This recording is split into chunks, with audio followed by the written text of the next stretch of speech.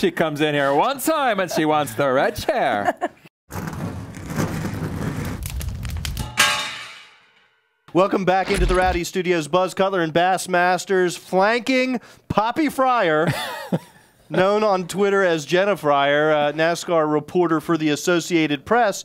And Jenna... You mean Poppy. I mean Poppy. Sorry, God, I got to get that straight. At Richmond, there were some words exchanged between certain members of the media and certain drivers. We won't mention any names. Oh, no. I don't know. You're going to need to be more specific. Well, somebody took somebody's transcript and tore it up. And I remember that. Yes. And somebody was accused of I saw it asking... on Twitter. I pulled it on Twitter. Somebody was accused of asking unoriginal questions as well. Which is actually not true, because I really didn't ask any questions. No, you just you defended the guy who asked the unoriginal back. You had Massaro's back. I felt like... Duh, that's the topic of the week. Basically what you said.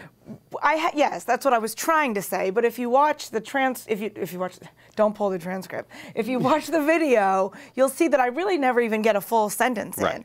I thought that Mike Massaro asked a legitimate question, the question of the week, and I thought that for whatever reason, Tony didn't want to answer it. Tony was in a bad mood, and I thought it went on a little too long. And in real time, it did feel longer than it actually is when I watch it back on video.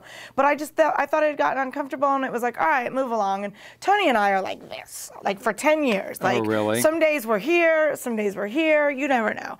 And I thought we were here. I thought we were in a good spot. We were like holding steady up here for like all season. And I thought I'd sort of ask a flippant, well, what do you want us to ask? Or what sort of questions do we ask? And I thought he would move away and look at me and say something smart or say something funny. And we would just kind of get back focused.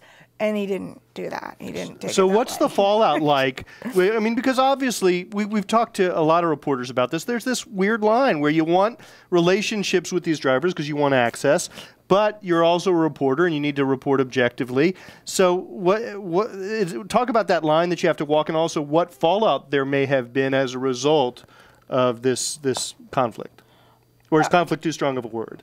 Conflict is way too strong of a word, because with the Tony incident specifically, that's nothing. That happens every single week with Tony. The only difference is that it was on live TV. And so, you know, all it is everybody now finally gets to see what the media goes through with Tony. I think the bottom line is that there are 41 drivers who get along just fine with the media, and there's no problems, and there's 2 who consistently have an issue. One of them is moody, and one of them is angry. And like the 8th and 9th dwarf. Yes. Exactly. Moody and angry. Absolutely true. And we saw them both on display. And you saw them both. Richmond. One of them is angry, and the fallout is that the thing with Tony and I was so silly and so stupid, and I was laughing through it.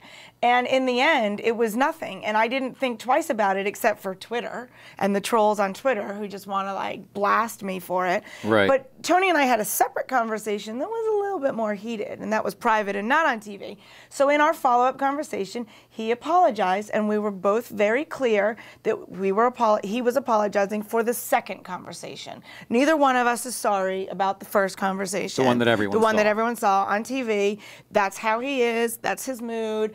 I mistakenly poked the gorilla, and I got bit. And you know, I'm gorilla, you know, not really stretching too far. Did you happen to see Reed Spencer's column from yesterday where he said it was a gamesmanship on Tony's part to work up his aggression in preparation for the chase? Absolutely. Everybody knows with Tony Stewart, he runs best when he's miserable.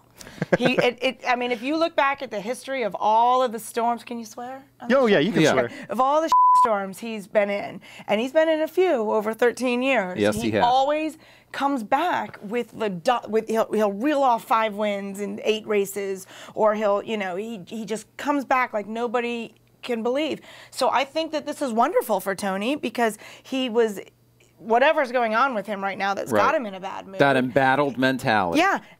Look how he's running. He's just snapped a 32-race winless streak. In New Hampshire, he should be pretty good there. Yeah, he bounced to 2nd in the standings. He's in the thick of it. I think that, you know, and I don't necessarily know that he did it on purpose, if it was conscious. I think maybe he really is in an unhappy state right now. And that'll work to his benefit. Kurt's the one that's a little bit more... Well, yeah, we talked about moody, but as far as he's angry, yeah. Now, here's the thing about Kurt. He's said about 18,000 times that he's in Jimmy's head, which kind of makes me wonder if maybe he's in his own head. I Do you know what I'm saying? I think it's pretty clear who's in whose head.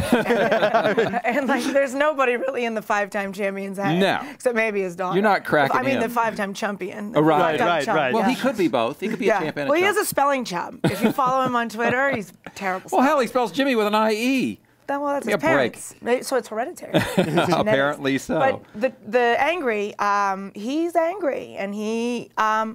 I think it stems from, I think he's been kicked around for 10 years. He probably thinks he's been treated unfairly by the press.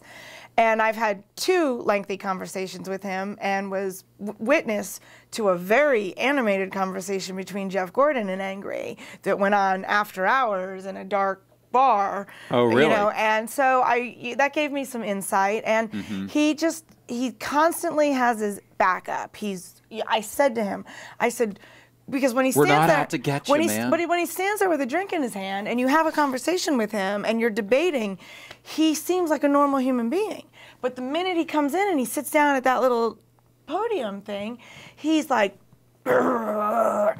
And I said to him, why can't you be like this? Why can't you be normal? Just pretend you got this drink in your hand. And he goes, I'm just waiting for that first ball to get lobbed up into the fan. And I said, stop waiting. And I said, and if it comes, who cares? Right. Just say, hey, appreciate the question, not going to answer it. Right, You know? or have your trite little, your sound bite that that you give. But I think there's something to be said. The Jewish Julius numbers came out, I guess, after Bristol or after Atlanta. And in all of his interviews, he's done 19-something interviews in this span that they watched, and it amounted to like 13 minutes of tape because you don't get anything out of him. Right. He's just this stiff, angry robot, and I don't think he's like that. I think that there's 2 sides of him. I think what's ironic about this is you get the Kurt Busch from years ago, and maybe people said to him, you need to not behave in this way in front of the cameras. Well, now you're trying to kind of restrict yourself, but you're not allowing your personality to come out. And what I think most fans appreciate is when they feel like they're seeing the real guy. And at least with Tony, you feel like, hey, the dude's sensitive, he's moody, that makes him a great charitable guy in many cases. He is sensitive. That's been my theory.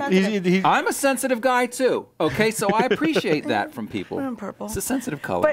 But I'll tell you another point someone made. If you saw Tony's post-race press conference on Monday, he came into the room, throwing haymakers. Oh yeah, I saw that. Called Newton an idiot and said you couldn't shut up. I never shut up. Somebody said to me that he always does that. He always deflects the attention. He does something either self-deprecating or cruel to sort of like get his nerves going. And I never looked at it that way. There might be some validity to it. Do you think he picks you out because he knows you can handle it and won't take it personally?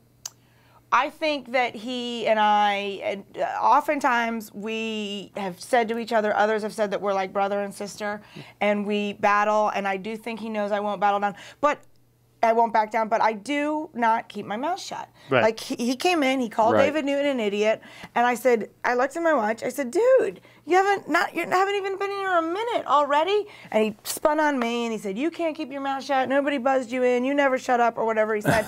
and I mean, had I just sat there typing and never said anything, he wouldn't have said anything. Right. But I go right back at him, and I always will. It's the Jersey in you. I am from Jersey. I know. I love New Jersey. I noticed you sounded a little. What did you say, Martin? Martin. That's that right. was definite New Jersey. I was like, are you from Trenton? All right, thanks for watching. Jenna Fryer from the Associated Press, or Poppy. as she's known to the Rowdy Nation, Poppy. For Bassmasters, I'm Buzz Cutler. We'll see you next time. Rowdy.com. Say it like it is. Say what like it is? Rowdy.com.